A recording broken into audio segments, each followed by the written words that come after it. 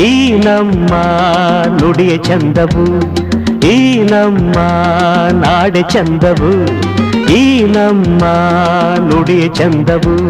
ಗಿರಿಗಿರಿಯಲ್ಲಿ ಬಳು ಬಳುಕುತ ಹರಿಯುವ ನದಿ ಚನ್ನ, ಹಸು ಹಸುರಿನ ಲತೆಲತೆಯಲ್ಲಿ ಅರಳಿದ ಸುಮ ಚನ್ನ, ಗಿಡ ಮರದಲ್ಲಿ ಅರಗಿಳಿಗಳ ಚಿಲಿಪಿಲಿದಲಿ ಚೆನ್ನ. ಈ ನಮ್ಮ ನಾಡೆ ಚಂದವು, ಈ ನಮ್ಮ ನುಡಿಯ ಚಂದವು.